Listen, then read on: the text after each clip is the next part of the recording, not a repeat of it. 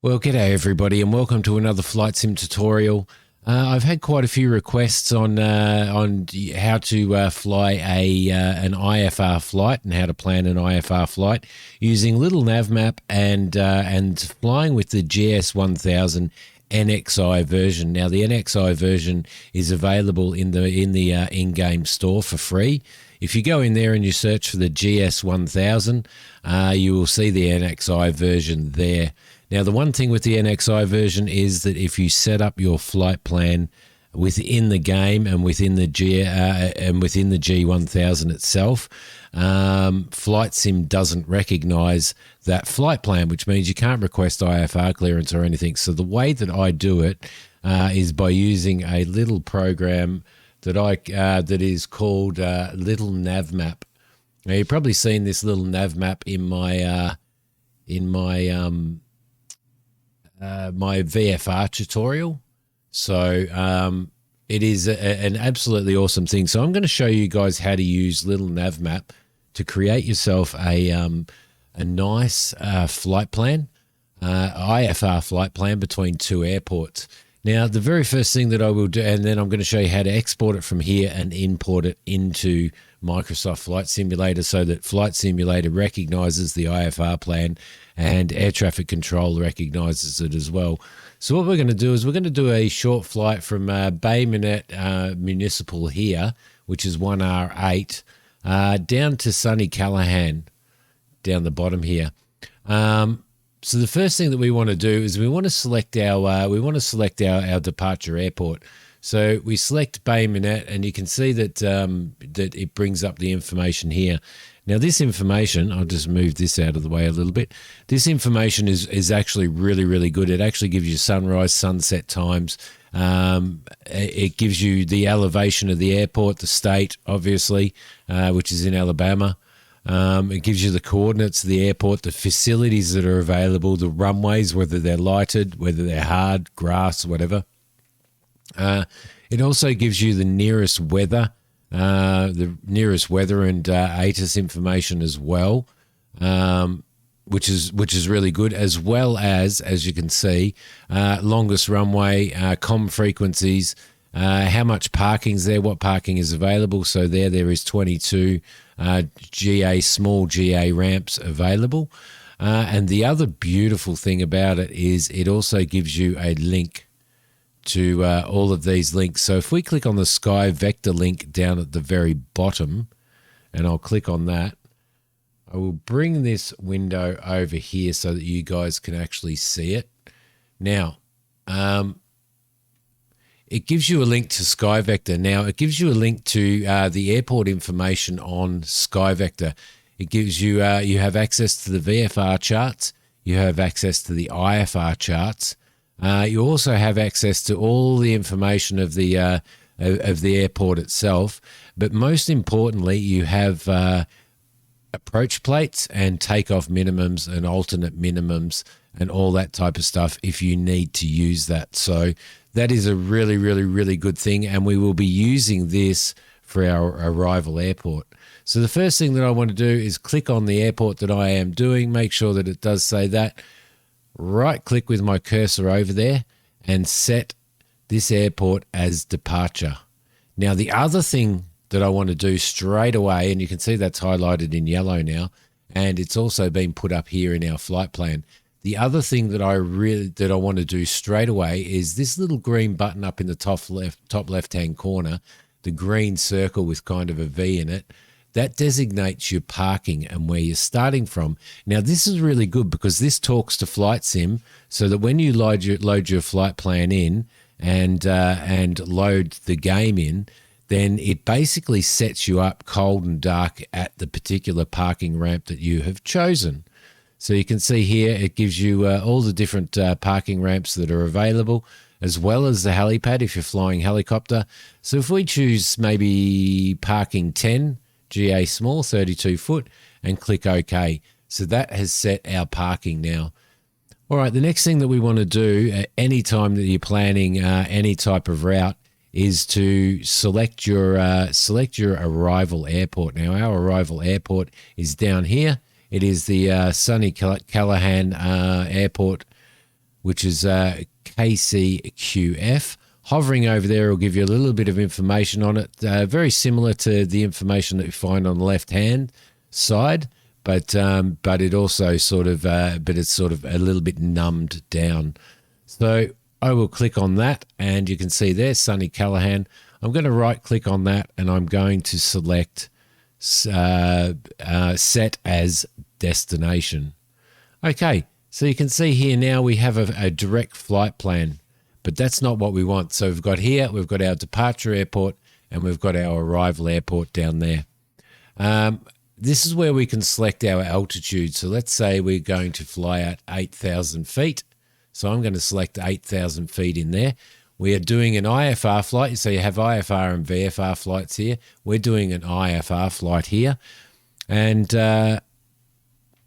what we're going to do now is what we need to do is we need to calculate a proper IFR flight between these two airports. Now, you could go through and you could do everything manually and stuff using the Victor Airways, which is what you would use for low altitude IFR, or we can go up and click this little button up here, which is it's like a little chair with a magic wand on top of it, and that's for calculating a flight plan between the departure and destination airports. So I'm going to click on that. And then we're going to get this window up here. Now, because we're flying a GA aircraft, we're going to be flying the Cessna Caravan 208. Now, the 208 and the 172 they work exactly the same in regards to the G1000. So the only reason I'm using the Caravan is because it's a little bit faster for my tutorial purposes. So this can be done in the 172 or anything that has the GS1000 in it, the NXI version. Now, what we're going to do here now, calculate from departure to destination. Cruise altitude is set to 8,000 feet, which is what we've just done here. Now, we can change that if we want to. Victor Airways, we're going to use Victor Airways. Now, there's all airways, so it can use both Jet Airways and Victor Airways. But we are going to use Victor Airways, which are low altitude airways. And that will limit the route to the low altitude airways. Now, the reason we would use those is because we are not flying at high altitudes. These are low altitude flights, the Victor Airways. So if you were flying into jet, yep, you would be in high altitude and you would be using the Jet Airways, but we're using Victor Airways. Now, you've got an option here to move the slider, and you can prefer airways, both, or direct. So you can have a mixture of two by having it in the center with both. You can have airways, which will do airways only, or you can have direct, which will do a direct flight. We want both, but you can get a balance of that. So, airways and more direct. We've got airways and less direct the more we go back down to airways. I'm going to have it on both, and I'm going to click calculate. There we go. Lovely. Now you can see here that we have all of the charts and all of the information for Sunny Callahan as we did previously, and we have RNAV GPS runway 1, RNAV GPS runway 19. That is what we want to do. That's the RNAV that we actually want to do. So if we have a look at this and I zoom into this chart, this is an RNAV GPS chart. So this is the RNAV for a GPS approach to runway 19. So our initial fix is going to be that waypoint there. Now, the other information that is on here is it shows you the airport, the runway 19. It also shows here your elevation of what the approach is. So, excuse me. You can see that we're doing LP, and it's got the V on the end, which means that you can use your VNAV as well. If this was just LP, then you couldn't program your GS1000 and your autopilot to fly a VNAV, which basically means the aircraft will calculate heights and stuff and actually descend your aircraft for you. Now, you can see here that by the time we arrive at Gukti, I'm going to say Gukti, By the time we arrive at Gukti, we need to be at 2,000 feet. And that is our initial fix. If you remember from up here, that is our initial fix for runway 19. By the time we arrive at Gukti, we need to be at 2,000 feet. As we go down and fly over Udoy, which is right there, we need to cross Udoy at 1,700 feet. And this here is our our as you can see, we need to be at 1,500 feet when we reach this point here, and that is Fitav, and that is that's our sort of our final fix. So it's our final sort of airport fix. So once we're there, we should be established on the glide path. We should be receiving all of our signals, and we should be proceeding to land at the airport. So that's what that cross is by the time you reach there. So you've got these altitudes here and these altitudes here. All right, so 1.79 nautical miles to runway 19 is the waypoint Warwick, which is down here. At that point, we need to be at 660 feet to be aiming towards the threshold of runway 19. Good stuff. All right, the other stuff that's really, really important here is that you have two minimums here. Now, this minimum here is based on your QNH or your altimeter, basically. So that's 341 is a minimum on that runway, and that minimum basically means that when you hit that flight level 341, if you cannot visually see the end of the runway or any runway lights, then you need to proceed to do a go around and perform a go around, or to perform a missed approach. My apologies. Okay, so the next thing that we are going to do is I'm going to zoom into the map here, basically, and what we are going to do is we are going to find our initial fix there, which is the Gukti, and we're going to add that to our flight plan. Now there is method to my madness here. So what we're going to do is we're going to remove that one there, and you'll see why there is method to our madness here when we actually get into the sim. So I'm going to add that, and that is going to be our initial fix. All right, perfect. Lovely. So we've got that set now, and we've got everything else set. So now what we are going to do is we're going to save this flight plan, and we are going to head into Microsoft Flight Sim. Now, the way that we export these flight plans is as follows. Okay, so if we go up into flight plan, or file, sorry, we can see that we have export options here. Export flight plan as Microsoft Flight Simulator 2020 plan. You can do it for you can do this for P3D, FSX, X-Plane, or Flight Gear. But we are going to export the flight plan as a Microsoft Flight Simulator 2020 plan. So we're going to select that. It's going to bring up our Microsoft Flight Sim window in the app data. And what we're going to do is I am going to call this IFR tutorial plan. So I'm going to hit save on that, and it is going to export that. And it has been exported. Beautiful. Okay, that's all that we need to do for that particular point now. Now back in Flight Sim here, what we can do now is we can go down to space and more, and we can go to load and save. Load from this PC. As you can see, it brings up the app data, roaming, and flight simulator, and you can see our IFR tutorial right there, which is cool. So we select that, we click on open, and as you can see, it's loaded our entire flight plan into Microsoft Flight Simulator. Once they do updates on the NXI version of the GS1000, then I'm hoping that once you actually program stuff into the G1000 in the sim, it will actually recognize it as a flight plan, but at this point it doesn't. Now, you can see that we've got our departure airport, we've got our first waypoint, we've got our initial fix, which is right there, which we put in, and we've got KCQF right there, which is our landing airport. So that is all good and done. Now, what we're going to do now is we've got the IFR low altitudes. What we can do here is we can select our approach. So we've got our arrivals and we can select our approach. We're doing an RNAV 19 approach. So you've got RNAV 01, you've got the VOR DME approach, which we'll do a tutorial on at some point, or the RNAV 19.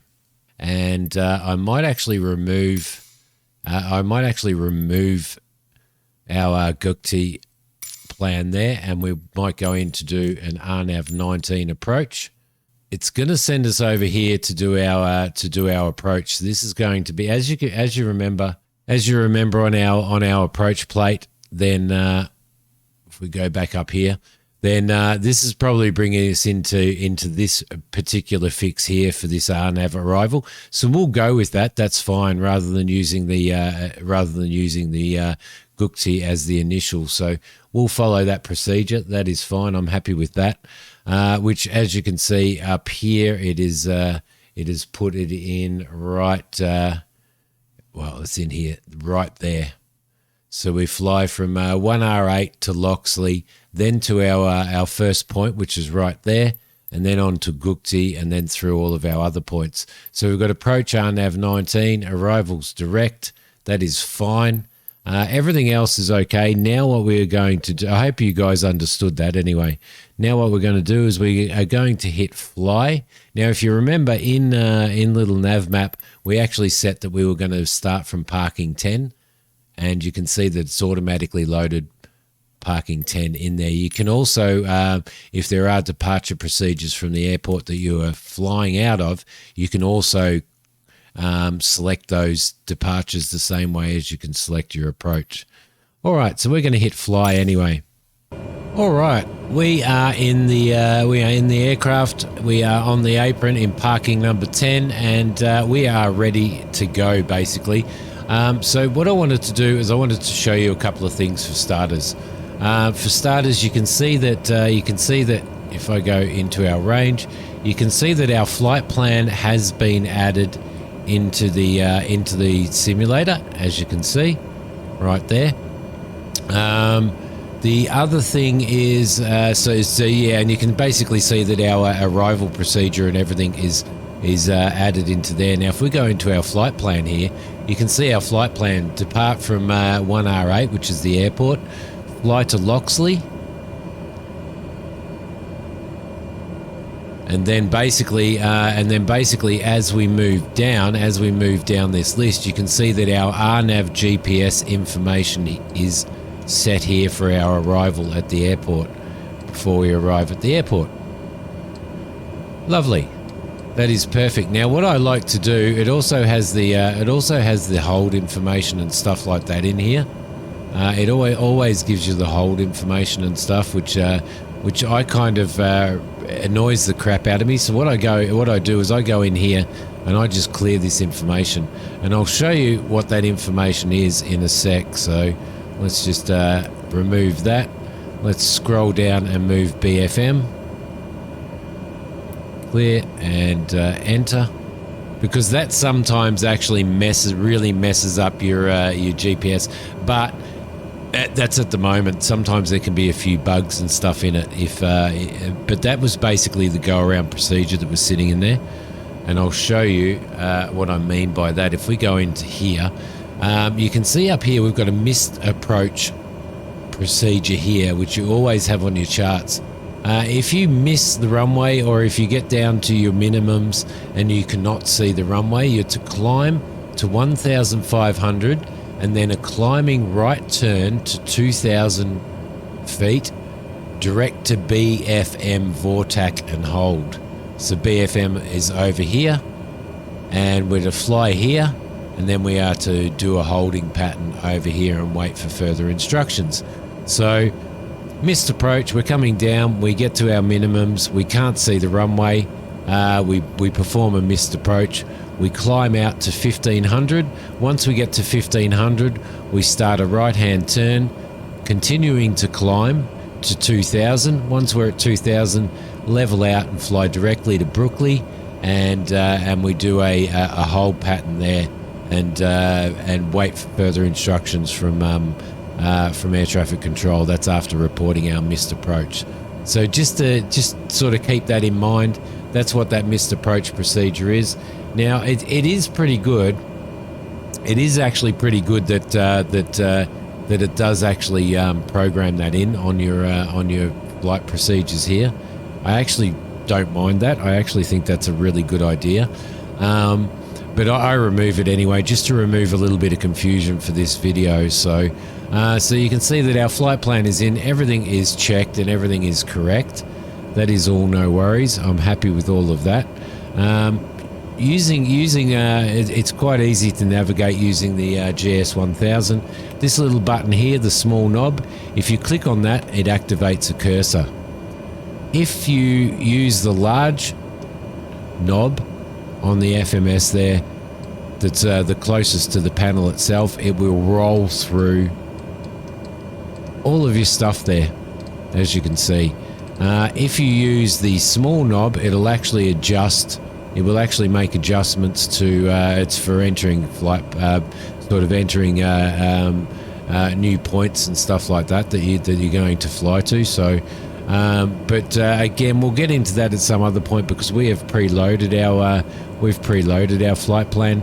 Now, if you wanted to clear any of these, say we wanted to remove Loxley and fly directly to our waypoint over here, which is our initial approach fix, our IAF, then we could remove that by highlighting, scrolling down, highlighting that, hitting clear, and when it says, are you sure you want to delete this, clicking enter and going, yes I do. Now to get rid of that flashing so that you can't make any mistakes, you press on that again. Alright, perfect. The other thing that we need to do is we always need to make sure that that our CDI is not set to localizer or localizer 2, but is set to GPS. At the moment it's saying term. That means that because we're in the terminal at the moment and we're doing terminal operations, that will change as we move. So when we're in VNAV, when we're on our RNAV, that should change to RNAV and stuff like that.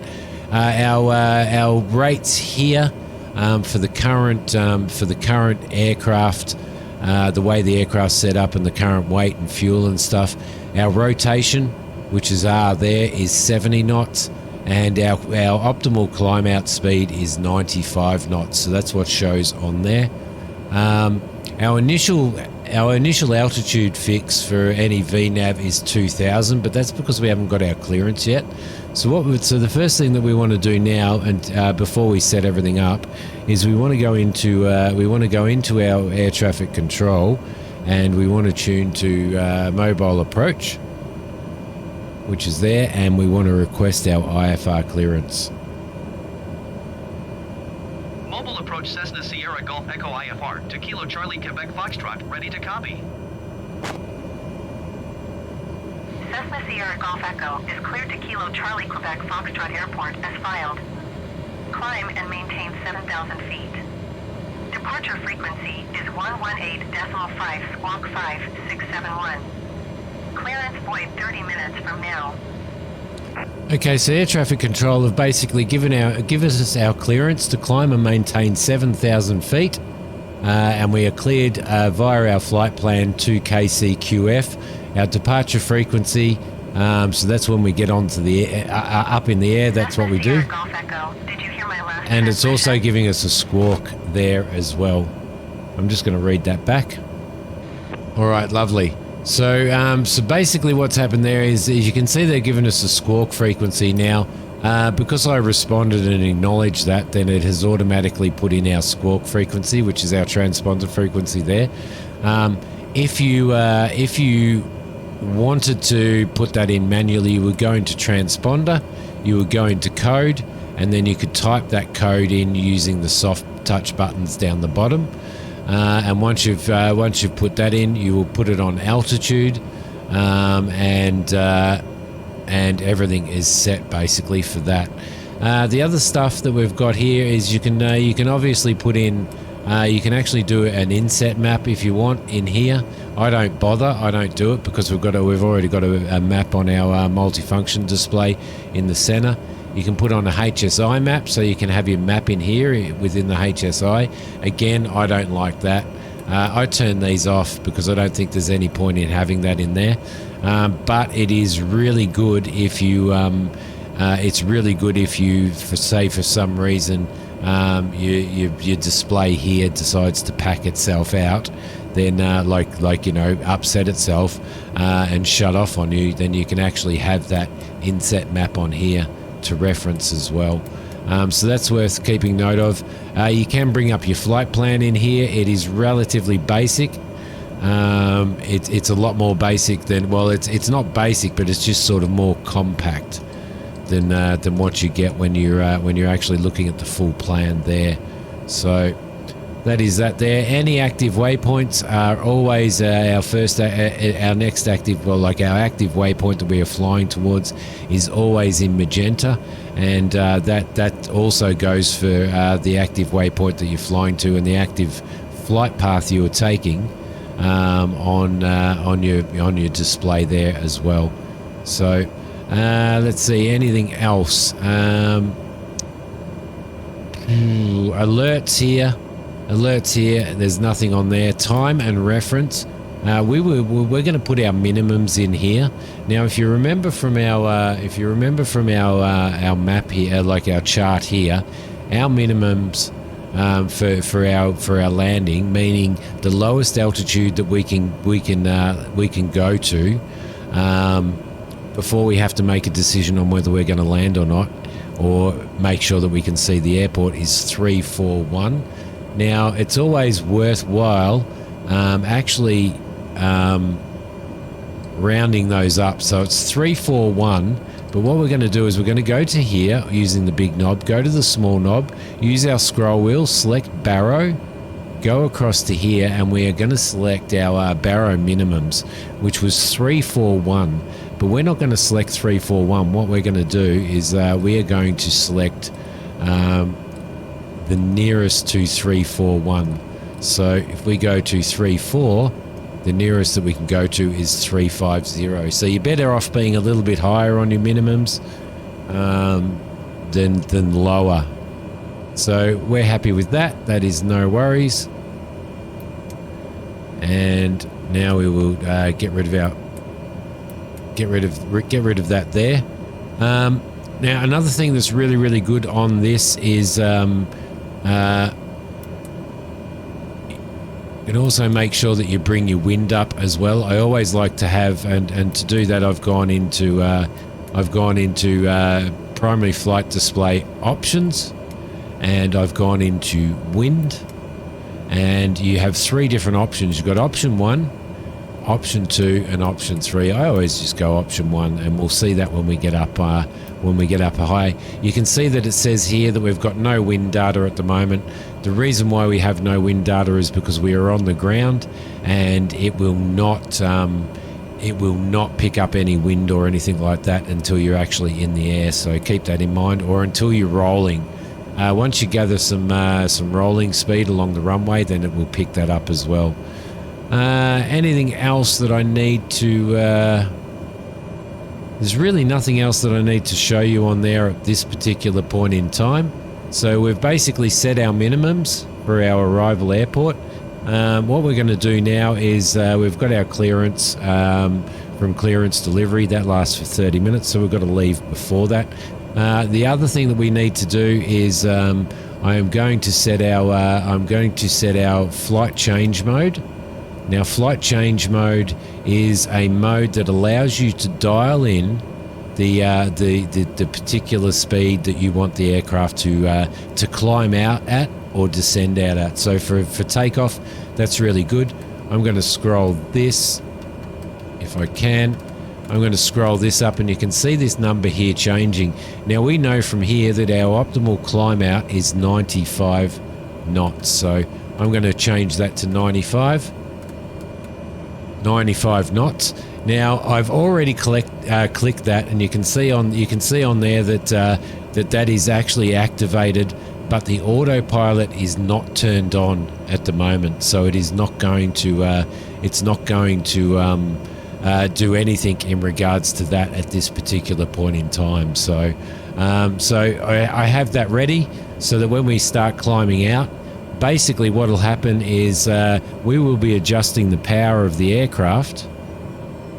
We will be adjusting the power levels of the aircraft, and the autopilot will be changing the pitch, meaning the up and down of the nose, to maintain 95 knots. So that's absolutely perfect, and it really helps us as well. Okay, just before I just announced my taxi. Just before I did, the other thing that I was that we needed to set was our actual altitude here. So we are going to do our altitude select, and we are going to go up to 7,000, which is what we were cleared for. So right up to 7,000. So 7,000 feet is what we have what we've been set for. You can see roll and flight level change is actually selected here, but the autopilot isn't turned on yet. So it's also worth noting. There's our current leg, which is 1R8, the airport we're at, to Loxley. It's 6.7 nautical miles at a bearing of 173 degrees.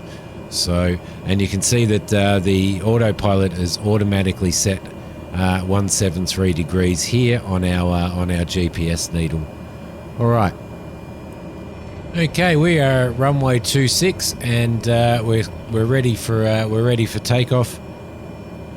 I'm just going to put our park brake on for a sec. I'm going to turn our taxi lights off and turn both of our landing lights on, left wing and right wing, or left and right landing lights. Everything else is set. We're going to take off. We're going to climb to 7,000 feet. Once we take off, we are probably going to fly. If you have a look at our range there, if we have a look at our flight plan, we're probably going to take off from the airport, do a left turn, and pick up our GPS track there. Once we get in the air and our flaps are up, we've got one stage of flaps for takeoff. Once we get in the air and our flaps are up. Sorry, I'm using a throttle quadrant, and my flaps, I use the slider on it, so sometimes it makes that funny noise. Once we get in the air, we are going to turn our autopilot on. Our autopilot then is going to take over on flight level change mode, and we will once we're established, we'll put our heading on. And once we're ready to turn, we will actually turn in, and I may just fly the runway heading myself, but we'll see how we go. So that is our procedure. Let's just bring up this, and we'll let everybody know that we are departing, and we are departing to the, I think it's the north or south. I think we're departing to the south, isn't it? So we've got one stage of flaps. We've got quite a bit of runway here. So one stage of flaps is usually what you would use for takeoff in the Cessna Caravan. It's a bit bright out there, isn't it? It's actually a little bit bright. Now we are at runway heading, which is about 260. What I'm going to do, and I like to do this, is this is our heading button. Now, if you put your scroll wheel over there, if you put your mouse over this and use your scroll wheel, it will change your heading. As you can see, this little bug here, and your heading here. So using your scroll wheel on your mouse will change that. If you click it instead and left click your mouse button on top of it, it will sync your heading to your current heading here. So that's a really good shortcut. If you're flying along and you want to put your heading on and fly in the heading you're flying in, and the heading bug's around here, rather than scroll it all the way around there, you just click that and it'll sync your heading. Alright, beautiful. So that is it. We are ready to go. Everything else is perfectly fine. Our mixture is rich. Our props are rich. We're going to roll here. Our rotate speed is 70 knots. As soon as we've got little airspeed is active and full throttle. 60 knots, 70 knots, and rotate, and up we go. Now we'll just maintain the runway heading here. I'm just going to trim for a sec, And flaps are going up. Autopilot is going on. And autopilot should take over our flight level now. And should climb us out at approximately 95 knots. It should adjust itself for. To climb us out at 95 knots, which is the best climb angle for it. Just adjusting my throttle there a little bit. And now what we are going to do is, now we're at 1,600 feet, we're actually going to turn left and we're going to intercept our track. And as you can see, as we're turning around to intercept our glide path, I usually like intercepting at about 45 degrees to the actual, not our glide path, sorry, 45 degrees to our actual GPS track that we are going to be taking. So it's always nice to do that and to intercept it at about 45 degrees. You'll see that the aircraft is, with flight level change mode on, the aircraft is actually keeping us at around 95 knots, which is what we selected as our best climb out speed. So what we are going to do now is, sorry about that little bit, is we are going to contact departure. Mobile departure Cessna Sierra Golf Echo is at 4,600 feet, climbing 7,000 feet. Cessna Sierra Golf Echo mobile departure altimeter 29.902. Continue to Loxley as planned. Lovely. Okay, so what they've basically done now is we've let them know where we are, what we're doing, and they've said, okay, no worries, we have your flight plan in front of us, you can continue to Loxley. Now what we want to do here is, as soon as we get close enough to the GPS now, to our flight line there, it won't pick up until you go to there, but once we get to there, we'll click nav. Okay, so we're now doing our descent to our first waypoint, which is our entry into the RNAV. It requires us to be at 2,000 feet by the time we hit EYIPA, which is right there, which is currently 3.1 nautical miles. Now you'll notice here we are descending at 2,000 feet per minute, and there is a little arrow there that's showing us what our V path is.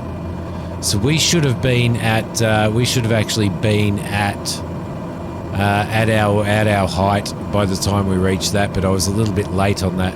So the aircraft is now turning us to head towards Gukti. By the time we get to Gukti, we need to be at 2,000 feet. As you can see on our thing there, which is absolutely fine. We should be at 2,000 feet by the time we get there. That's no worries at all. So just a little bit of a faster descent at this point in time, purely because Simi was too busy farting around doing something else when he should have been actually concentrating. So we are now technically on our RNAV approach to the runway.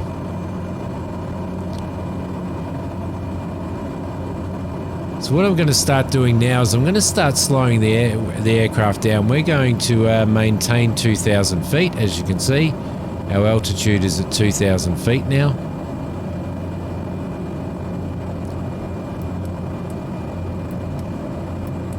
Now sometimes VNav doesn't like working for me, and I don't know why. Oh, my goodness me. There we go. We're just bumping around a little bit. Now the reason why I wanted to slow the aircraft down a little bit was I wanted to make sure that we were in flap range. So basically within the white arc on our thing here. It's not really an arc on this, but you call it the white arc. So that we can actually drop one stage of flaps right now, which is our landing stage of flap, which is our takeoff stage, but that's perfectly fine for this one. Once we're established on final to the airport itself, we will actually yeah, bit bumpy there. We will actually throw down another stage of flaps as well. All right, so we're turning now, and we're turning in towards the airport now. If you remember from our charts that we had a look at, basically once we turned at this point here, we're actually in line with the airport itself and with the runway itself. So what I'm going to do here, and you can see that on the GPS there. So what I'm going to do here is I am actually going to select approach mode. Now approach mode is going to,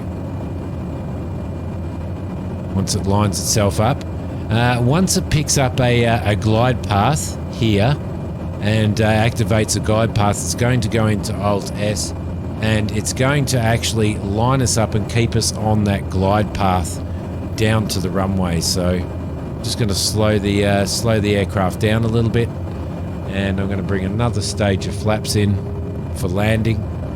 Just going to do our checks. Everything is okay. Our prop needs to be full. Our mixture is fully rich, and we're going to drop down to probably about 75 knots just on the speed. Okay, so we're just going to tune to, and we're going to announce that we're on final. Now, what I wanted to tell you was, you can see now that we have picked up the glide path. So it's keeping the diamond right in the center, the autopilot. You can see the autopilot's on, but you see it's changed to GP now because it's picked up that glide path. So it is basically flying us into the runway. So provided we keep that diamond right there, right in the center there, then and the G indicates that we're on the glide path, then that will take us straight down to the runway. What I usually like to do, our minimums, as we can remember, are 350 feet. At the moment we're at 900 feet. If we hit 350 feet and we can't see the runway, then we would perform our go around. But everything's really clear. We can see the runway in there. The autopilot is still taking us down, but what I would normally do is probably around about this point, I would probably take over and fly manually because I like flying manually. But I'm not going to do that. What I'm going to do is just see how far down this will take us. This RNAV approach will take us to our runway. So, all right, there we go. That was 500.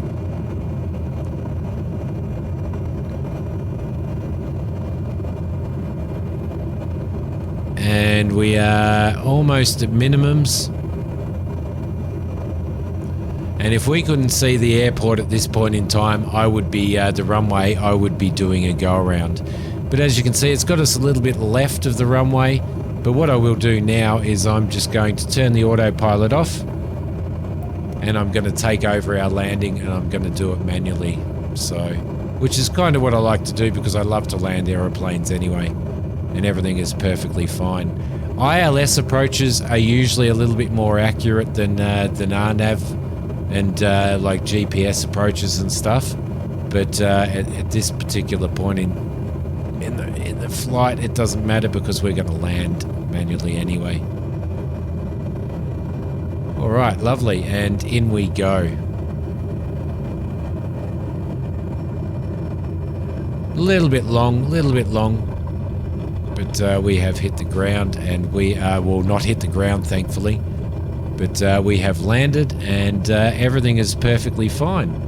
All right, I'm going to bring the flaps up, and I will see you guys when we get onto the taxiway. And we'll taxi in and park up. So basically, I hope this is there's a lot more. There's a lot more to flying with the GS1000 than what I've sort of shown here. But I've shown you a basic IFR flight using obviously the air traffic control, using Little Navmap to create your IFR flight, bring it into Flight Sim. I've showed you how to do an RNAV approach using the glide slope catcher with your approach mode there, and I've also, sorry, my phone's going off. I don't know what's going on. But I always seem to have a lot of problems with RNav working. So basically what RNav is supposed to do for you is it's supposed to utilize, and I don't know why it's not, it's supposed to utilize all of our approach altitudes and stuff like that in within the autopilot here, and actually descend the aircraft to suit. So but that's okay, because we were pretty well at the correct altitudes, except for one of those, which was our initial fix point. We were having a little bit of trouble there, but that's perfectly fine. I'm going to park up here. I hope this has helped you guys in the sense of sort of giving you an idea on how to actually fly a simple IFR flight. As I said, I've flown in the Cessna 208 Caravan purely because it's a lot easier, it's a lot faster than flying in the Cessna 172. But the principle is exactly the same. The principle is the same. You just don't have your autopilot panel up here. You have your autopilot panel down here on the on your primary flight display. So there you go. I hope this has helped you guys, and if it has, please give it a big thumbs up, make a comment, share it around and all that type of stuff. Subscribe to the channel if you haven't. I will see you guys next time. Thanks for watching. Bye.